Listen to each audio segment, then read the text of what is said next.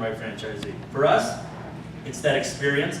People buy not only the brand, but the backup of it. The experience that we not only have franchised this idea, but we franchise a concept that we have proven time after time after time for over 20 years. It's about simplicity. Food and beverage is hard. Food here is in food and beverage in some way, shape, or form. Restaurants, fast food, just a couple. Does anybody work in food and beverage in here? Yeah. It's a tough industry, right? It's a lot of hours. There's a lot of opportunity to do things incorrectly, the wrong way. And so it's a really tough industry. And then you add alcohol. It's a tough industry. So finding a partner who's been doing this for over 2 decades and has written that support program for Coyote is a big selling point. Simplicity. If you've seen the movie, you remember when people were ordering margaritas and Will said, I've got tequila, but I don't have a blender. He said, I'll do a white Russian. He said, I've got vodka, I've got no Kahlua, got no cream. Right? It's simplicity. Coyote is a drinking bar.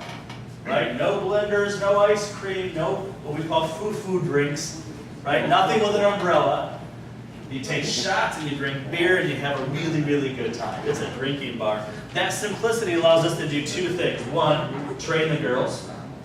Right? They don't have to be all-star bartenders because we're not doing really complex drinks. So training is a really big piece. Because we're looking for a very specific type of bartender, right? She has to look the part, maybe dance a little bit, maybe sing. It's a really tough order to fill. So if somebody comes in and she's pretty and she's got a good personality and she interacts well with customers, the bartending piece, we can teach for the most part, right? So keeping things simple is good for that. Also for speed. This is a really busy bar because of the brand. So when you've got a line of people and somebody comes up and orders 4 frozen daiquiris and a margarita and a white Russian and some weird thing with ice cream and cream de menthe, it takes forever to fill that order. But when I go up and I order 8 beers and 8 shots of tequila, boom, I'm in and out in 2 minutes. So speed of service is another reason that we keep things very, very simple. Now, again, in different markets, we have to localize a little bit. So you have some local beers, perhaps. In different countries, craft beer is getting to be a really, really huge thing. So perhaps you've got some local beers, some local liquors that you have to have because you're a bar. Fine, no problem. But the theme remains the same. Keep it simple, keep it quick, get people in, get people up. Because high profit margin on alcohol and high volume equals lots and lots and lots and lots of money. And then the training that we have is unrivaled in franchising. So we've built that program to make sure that we're setting people up to be successful. That continuing support. Franchising is about, this is kind of a cliche, living life on your terms, right? People say that in franchising all the time, and I hate saying it because it's overdone. But the reality is, it is about that. It's about being in control and owning your business with the support of a franchise that can help you be successful, more successful, successful quicker. Right? That's the beauty of franchising. And so being able to be in control as a business owner with that recipe of success, it's like being a really good baker. And somebody hands you the recipe for the world's best chocolate chip cookie. If you're a good baker and you have the recipe, you're going to be pretty successful, right? If you're a good baker without the recipe, it's a lot of guesswork. And that's why people in independent businesses fail, is because they guess incorrectly, and that's very expensive. Any questions so far? We're about to transition to the other half. Is anybody following this in English? Nobody's asleep, so this is a good thing. So, to Jorge's point earlier, yeah? I have a question. Yeah. What about the Coyote Ugly and Margaritas is a concept about, I don't know, maybe the relationship between Mexico and the United States or something like that. What happened with margaritas in Russia? I don't know. I'm talking about how you tropicalize the system. Or is the same, or what happened in other countries or in other cultures? Yeah. So that localization piece that we talked about, we're quite open to that. So in Russia, for example, there is margaritas? Well, so the difference in Russia is the look of the bar. So in the U.S. and in the bars that I've seen in my, I've seen just 1 or 2 or 100 bars in Mexico, it's okay to have, we kind of call it dive bar, right? You walk in, it's nothing spectacular, it doesn't mean it's a bad bar, but it means it looks and feels not like gold trimmed and marble things, right? Does that make sense? So that translates in a lot of different markets, and that's kind of what we were built on. This isn't a fancy bar. It's a fun party bar, but it's not a fancy bar. So in Russia, their bars are all fancy. And so how do we localize that and maintain the brand integrity, right? That's the question we ask in every single market that we go to. How can we localize and play to the local market, but do so in a way where we don't compromise on who we are as a brand? The first answer is if we can't do that, then we don't go there. So if we're in a market where they say we can only have men bartenders, we're not going to go, right? That's not who we are. If we're in a country that says we'd love to have you, but we can't serve alcohol, no. And I don't really need to visit that country either. But so you got to find the right markets anyway. So in the case of Russia, to your question, we did allow the build out to look a little bit different. It still has the same signage, the same theme, the same dancing, the same music, the same girls, but it's nicer. And by nicer, I mean there's gold trim on the bar, the bathrooms all have marble countertops. It's like a really fancy version of us. And so that's okay, because it's still, you still walk in and go, oh, it's a Coyote Ugly. It's a really nice Coyote Ugly, but that's okay, because you still have the look and feel and theme of that. They also have, obviously they do a lot of vodka, and so that's great. So in the States, we do a lot of tequila, we do a lot of whiskey. The product mix is different in Russia. Doesn't matter. Still a bar. Still the same experience. It's a bar, so if it's vodka or whiskey or tequila, see, too much tequila. Tequila, it doesn't matter what the drink is. There are some, the UK is very much a beer drinking country, right? So when I was in London, a lot of cocktails, but gin and beer are the two, is the product mix in the UK. That's fine, no problem. We can localize there. Yeah, go ahead. Hello. I'm not sure if you have talked about this bit, but I am not sure what is your idea. You are growing with franchises one by one in each country, in each city, or you are looking for a master franchise? And why you prefer a franchisee, and why you prefer, if this or if not, a master franchise? Great question. So there are two different ways to enter an international market. We'll talk a little bit about this Sorry, later, but Justin. ¿Todo el mundo entendió la pregunta? Sí. ¿Por qué crecer a través de una... ¿Qué prefieren ellos? ¿Crecer a través de un franquiciatario, uno por uno, en cada ciudad, en cada país? ¿O ofrecer una franquicia maestra y quitarse los problemas en cierta medida, ¿no? Que podría ser uno por uno? ¿Y por qué preferiría, a what you prefer, uno u otro? O un franquiciante maestro o un franquiciatario, y la verdad es que los crecimientos en ambos sentidos son radicalmente distintos. Sí. so assuming he said the same question, Yes. it's a really good question. Yeah. Franquicia maestra es aquello en donde yo otorgo un territorio, ya sea una colonia, una ciudad, un país, lo que sea, y en ese territorio hay un solo franquiciatario, y ese franquiciatario desarrolla el mercado, ¿no? Es decir, él pone todas las que haya que poner en México. Por otro lado, hay algo que se llama área developer, es decir, yo le doy la franquicia a Gustavo, Gabriel. perdón, a Gabriel, perdón, no se preocupe, a Gabriel, y Gabriel pone sus propias unidades o vende franquicias en esa ciudad, ¿no? Y por otro lado, yo le vendo una a Gustavo, a Gabriel, luego le vendo una a él, luego le vendo una y de a una por una, ¿sí? Esos son como los tres esquemas, ¿no? Que está preguntando. ¿Y el que franquicia gana sobre todas o sobre el maestro? Freddy Luca gana sobre todas. Entonces nos vamos dividiendo el dinero, ¿no? Es decir, de la regalía que paga este tercero, de ese 6%, pues probablemente el maestro se queda con una parte y Freddy Luca con otra parte, y nos vamos dividiendo el dinero. Pero también nos vamos dividiendo la responsabilidad. Es decir, si yo otorgué Coyote Ugly para México a una sola persona, esa persona está obligada a dar ese servicio con la parte de regalía que se queda. Perdón, es el caso, por ejemplo, de los cafés, ¿cómo se llama? Starbucks. Alsea. Es café de no sé qué es eso, pero Eso. no sé qué es eso que dice. Esos tienen una franquicia maestra y no han decidido no franquiciar. Exacto, es el caso de Alsea, ¿no? Que tienen esos y que solamente ellos tienen la obligación por contrato de poner 500 en 10 años. Si no pones 500 en 10 años, te quito la franquicia. Es el caso de otra franquicia que pudiera, yo te doy la franquicia, pero tú puedes subvender franquicias y todos nos vamos quedando todos con una partecita.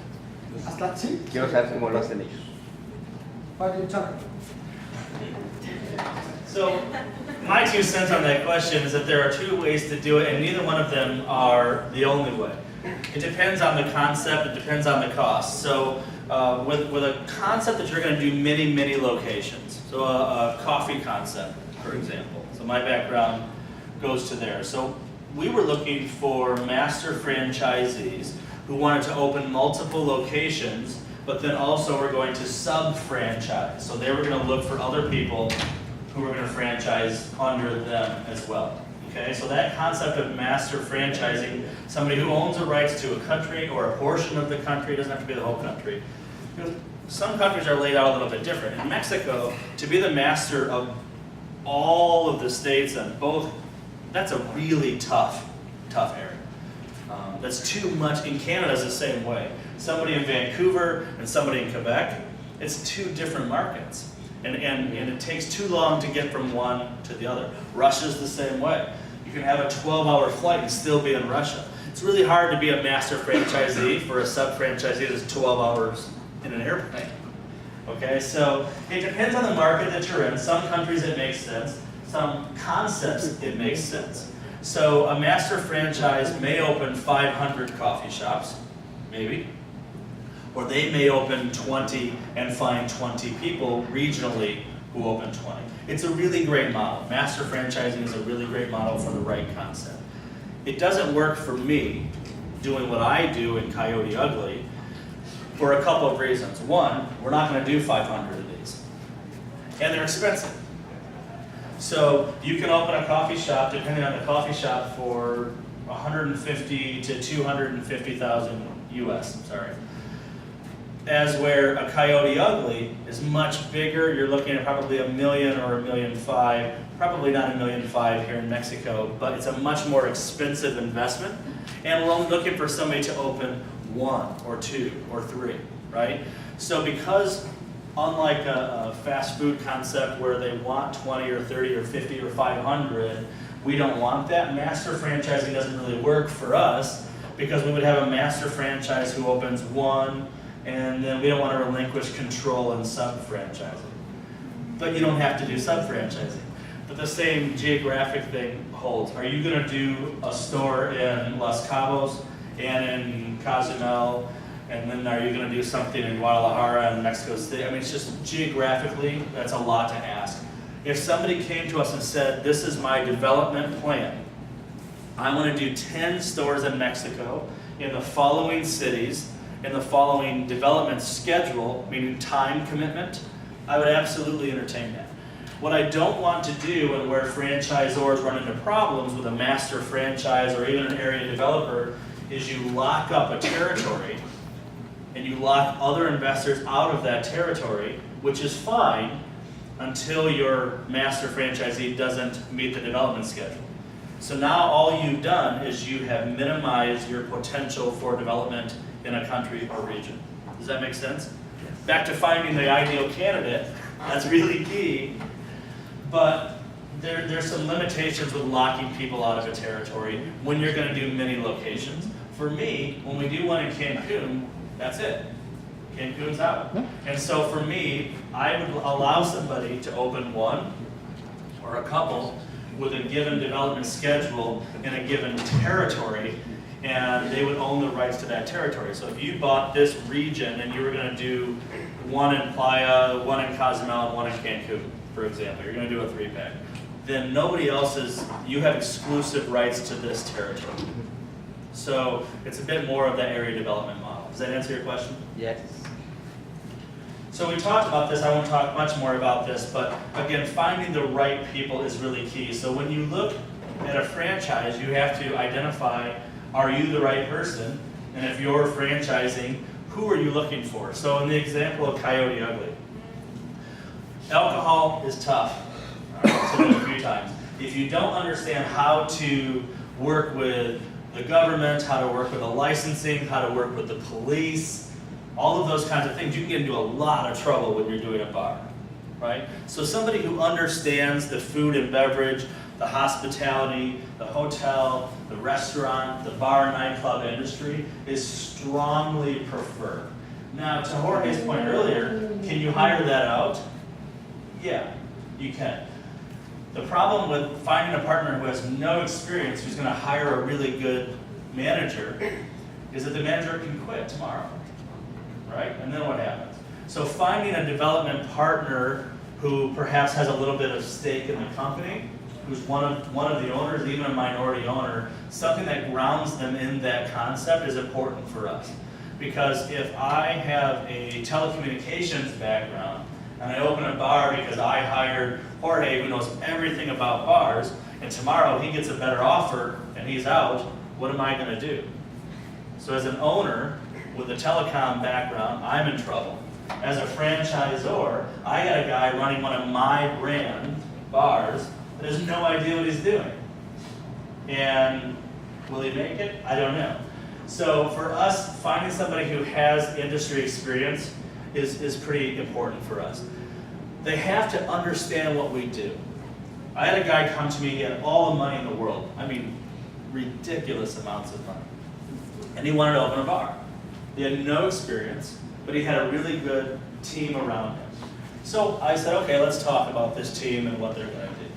I said, first of all, why do you like Coyote Ugly? He said, it's a cash cow. It makes a lot of money. I said, okay, why else? That's it. I said, no. You got to think this is really cool. Why? Because we're really cool. If you don't love what we do, and you can't be passionate about what we do, then don't do it. First of all, my personal philosophy is that life is way too short to do something you don't love to do. If you don't love what you do, guys, do something else. There's so many things to do out there. If you don't love what we do, because we do love what we do, how many times can I say we do? We love it. We're passionate about it. We do it every day. And if you don't have that same passion, how are you going to communicate that to your team so that they can communicate our message, right? So that's really, really key for us. I want to be respectful of time here. Having that social influence, again, this is about bars and alcohol. This is pretty specific to us. People who know people in the police force. I'm not talking about $100 handshakes and corruption. I'm talking about who have a good reputation. Having a good reputation as a bar with the police is the difference in being shut down sometimes and not, right? So it's a bit Hollywood, but in the movie, the fire marshal came in because there was too many people. You guys remember that scene? But because she had a relationship, he said, okay, last call, keep going. If she didn't have a good reputation of being responsible and not over-serving people, whatever the case may be, then they would have just kicked everybody out, and all of that money walks out the door. So having that relationship with local authorities, be it the alcohol licensing committees, the government, the police, whatever that is, that's an important piece. Not everybody has that, especially if you haven't been in that industry, which again is why point number one is important, somebody who's been in that industry, because it sure puts them far down the road as far as that goes. Access to required capital. This is the number one mistake that I think franchisors make.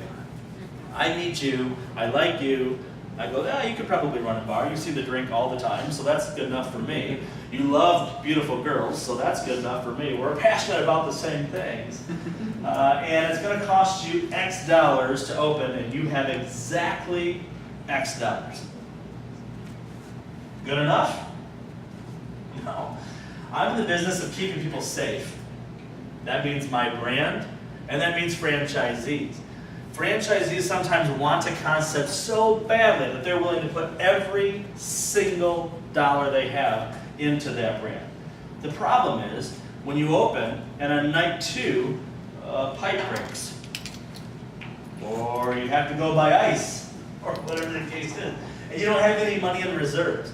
So making sure that people have access to required capital, even if they don't have it in their pocket, they have access to bank loans, they have investors, they can get money, is the difference. Because people, if you don't have enough money, that can ruin a business. I think it's the #1 reason businesses fail is people started with too little capital. I think that's #1, above and beyond anything else.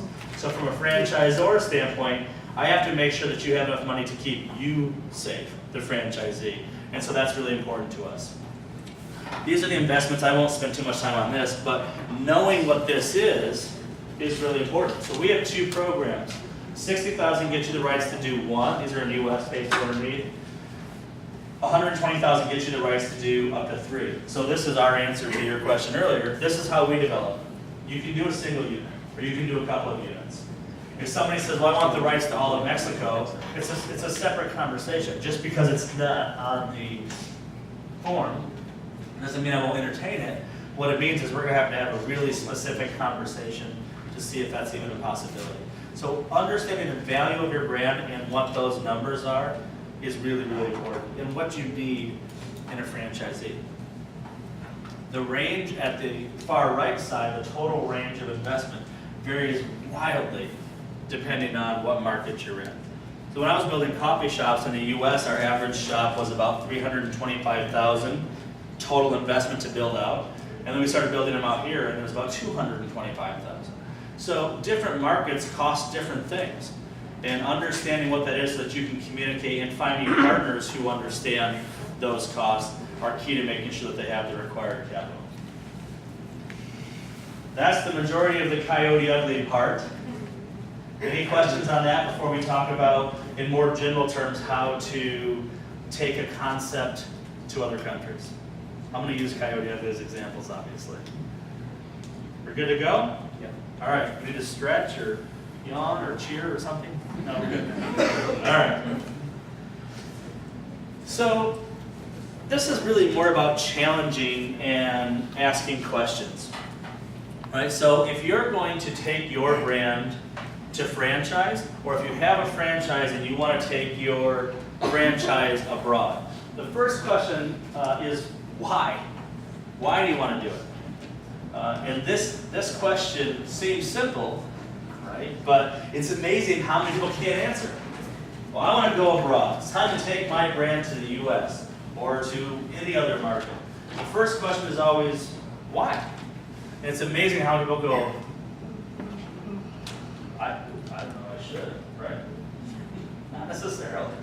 So why do you want to do it? Answers, expand your business. Okay, so have you tapped out your local market? I mean, that's always a good one too. I'm kind of getting saturated in my local market, and it's just the next evolution. That's okay. Expand brand recognition. There's something to be said about being a global brand. There's some clout, some muscle, some power behind it, right?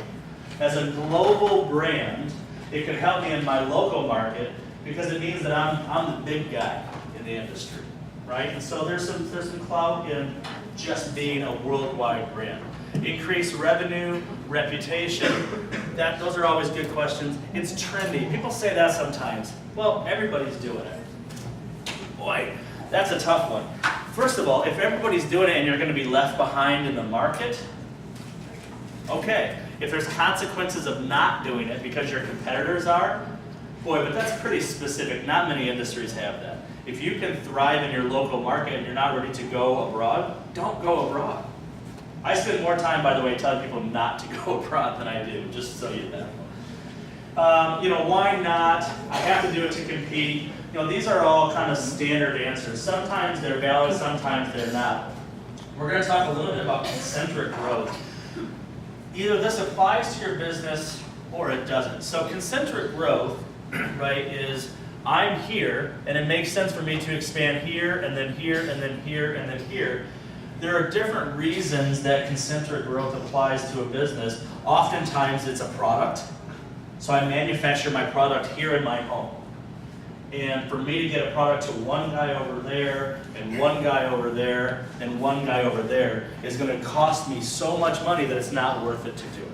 So what makes sense is for me to expand from here to here. Now I've got an expanded distribution network to here, and I'm growing like that.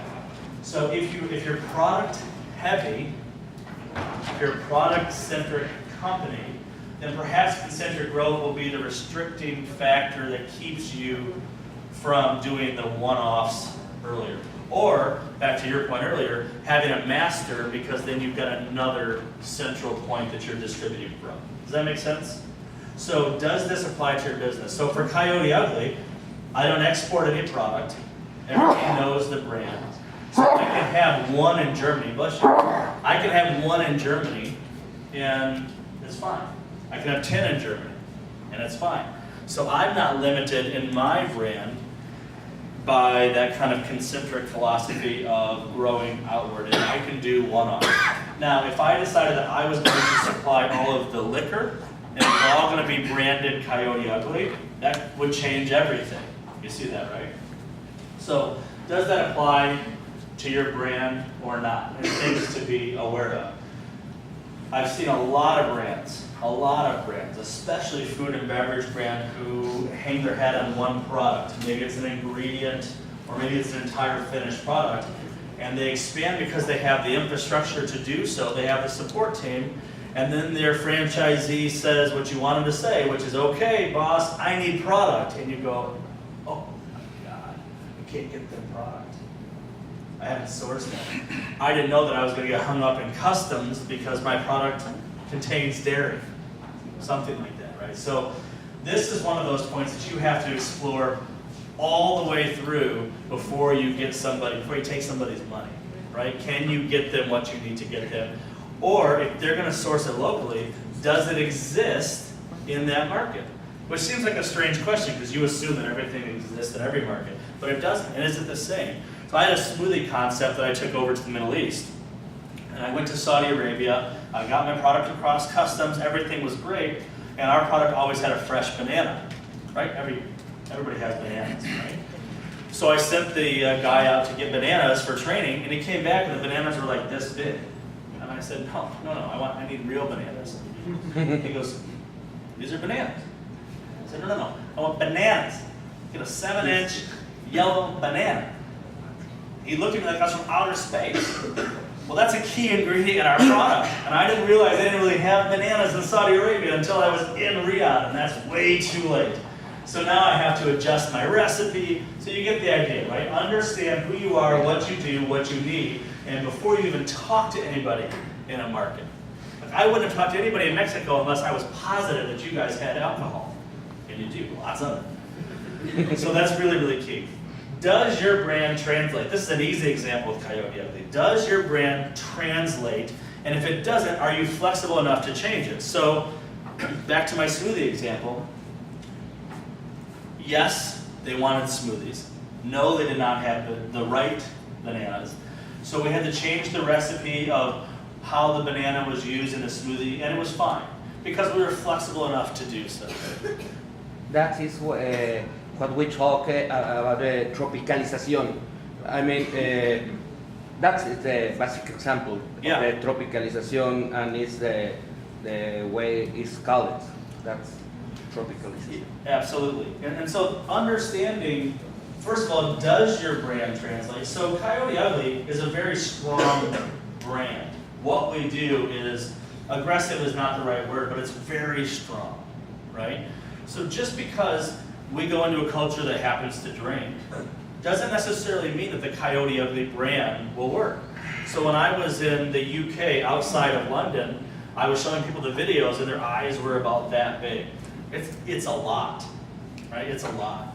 And so understanding, does it translate before it happens? So if I were to open in Manchester, in North United Kingdom, and I had girls on the bar wearing very little, doing body shots, and people walked in and said, oh my God, I'm never coming back here again. It's too late. But I know that we'll dress the girls a little more conservatively, not away from the brand, but a little more conservatively. We're not going to do body shots. That works in the US, it does not work in the UK. So understanding that translation and where you're willing to compromise. And if you're not willing to compromise, that's fine. I'm a brand guy, so I'm okay with that. But that means you might not be able to go to every market. Fair? So that's really important, understanding this before you go in. Do you have the team and resources? This is another thing, it's kind of like capitalization of your franchisee. Everybody wants to go international, because it's cool. It is cool, let's face it. It's cool.